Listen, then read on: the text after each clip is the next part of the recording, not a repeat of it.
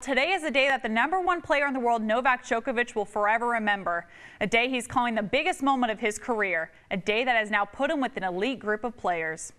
Earlier today, Djokovic defeated #2 in the world, Andy Murray, in a grueling 4-game match to capture his first ever French Open title after previously losing it 4 other times in his career.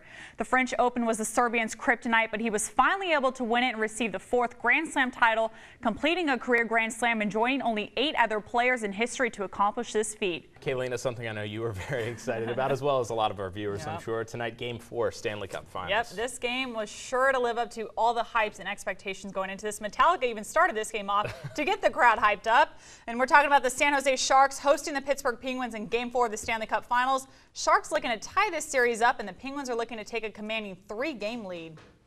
Penguins take the early lead as Phil Kessel trails into the zone, takes a shot, and Ian Cole is there to rebound the goal right here. 1-0 Pens.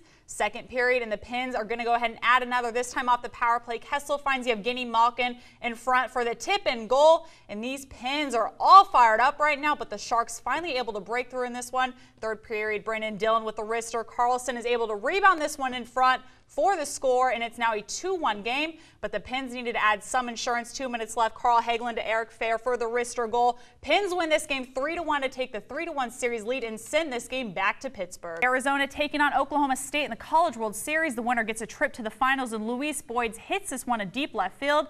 Kyle Lewis is going to round third and score right here. An RBI double in the books for Boyd.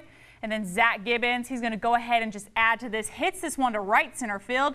Nobody is there to make the play. This allows Boyd to score. Arizona's up 4-0, and these boys are all kinds of pumped up at this point right here. And then Bobby Delbeck, he's going to get Costello swinging, and that is all it took. Arizona wins this one 5-1 to advance to their 8th College World Series final. My play of the day comes from Cincinnati. The legendary Pete Rose was inducted into the Reds Hall of Fame. It was a moment he has waited for and joked that he would only cry on the field once in his lifetime, referring to his record-breaking hit. A-Rod up to bat, and he rips this one to center for a base hit RBI single. Jacoby Ellsbury would come around to score, and the Yankees strike first, taking the 1-0 lead. CC Sabathia striking out Mark Trumbo with the bases loaded. And you know Buck Showalter, he is going to be none too pleased right here. Well, the Yanks eventually would load the bases, and Kevin Gausman strikes out Jacoby Ellsbury. And then the O's load the bases yet again. CC strikes out Trumbo for a 3rd time on the night, twice already with just the bases loaded. And then the bottom of the 8th would actually send this game into a little bit of a rain delay, but we eventually would pick it back up. Bases loaded, Matt Wieters pitch hit single off of Aroldis Chapman, scores 2 runs. Then the throwing error by Jacoby Ellsbury would score another run, and that is all it took as the Orioles beat the Yankees 3-1. Number 4, Easton versus St. Peter and Paul. Easton down with 4:21 left, and Ellie Roser goes around the defender into the net just to tie this game up, but it gets even better right here because 13.4 seconds left on the clock. She runs the ball up, scores the game-winning goal, and the Warriors were trailing by as much as 9 early on in the second half. They went on a huge run, scoring 10 unanswered goals to win it 12-11. Well, tonight is a night to look forward to as it's Game 3 of the Stanley Cup Finals. The Pittsburgh Penguins took Game 1 and 2 in Pittsburgh, with both games being decided by just 1 goal. But now it's Game 3, and it's a whole other story as it has shifted gears to the Golden State in front of what's sure to be a packed San Jose crowd. We're here with Mike Colligan, NHL analyst for Forbes Sports Money and the Hockey Writers. Now, Mike, with Game 3 shifting to the Shark Tank, what does this do to the Penguins' momentum that they built headed into this matchup? The Penguins have been a team that has had an incredible amount of momentum this second half of the season. We're here with Zach Boyer, Washington Times reporter who covers all things Caps. Now, Zach, many fans are left wondering what the heck happened to the Capitals. They go from having one of the best regular seasons on record to being sent home packing by the Pens in another early postseason exit. I mean, I think a lot of it was the fact that they played against the Penguins team. The Eagles just finished up their mandatory minicamp, which was open to the media, and one guy who had a front row seat was Comcast Sportsnet Derek Gunn. He's here to give us some insight on how they were looking.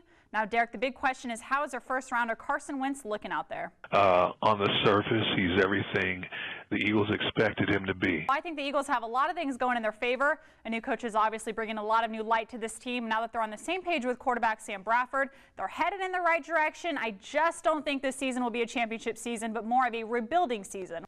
And tomorrow's day 1 of the DMV Elite Rise basketball tournament that will be played right down the street at the Wicomico Youth and Civic Center. Over 40 teams will be making their way to town, including some from South Carolina and even Canada, while just 5 teams will be representing the shore. Ben Simmons' dreams were turned into a reality last night when he was drafted to the Philadelphia 76ers in the first round of the 2016 NBA draft. The LSU standout was the franchise's first top pick in the draft since Allen Iverson was taken #1 in 1996. Now, while the rain managed to put a damper on some of our games today, others were still going strong.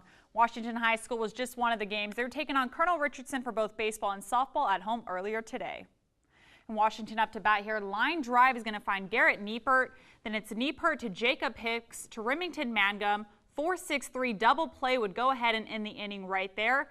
And then Colonel up to bat now. He hits this one to right field.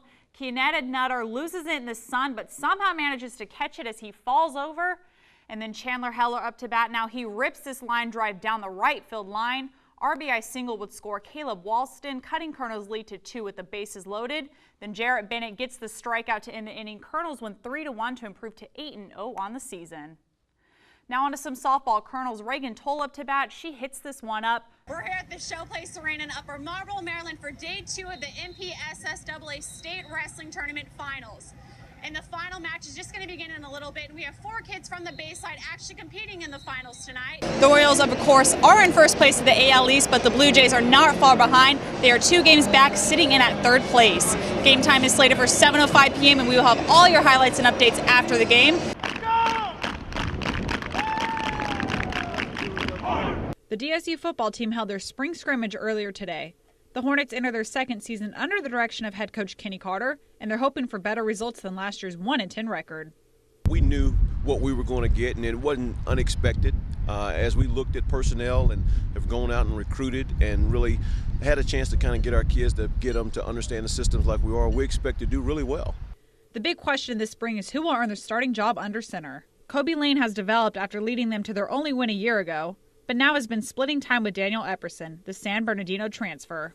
They do a great job of being unselfish with each other. So all they really care about is being productive offensively, and they both have a lot of similarity. So it's almost seamless when they go in and out. One of the returning starters is sophomore Logan Westcott. With 1 season under his belt, he hopes he can be a leader for the Hornets defense. Coming into this year as a starter and just I'm more comfortable with the system and coming in and knowing that I'm going to play a big role in this defense. While there are key returners, there are also some new recruits, and they're hoping that the new pieces are able to bring a new life to this team. We recruited a lot of good guys, and we have a lot of returners that made big plays last year, so I think we're just going to feed off of that. And then he just said we got to be together and play. We never have before. And that mentality and a fresh start have brought confidence for the upcoming season. Touchdown for the offense. For this group to display its young talent mixed with its veteran leadership. Kayleena Speakman, 47 ABC.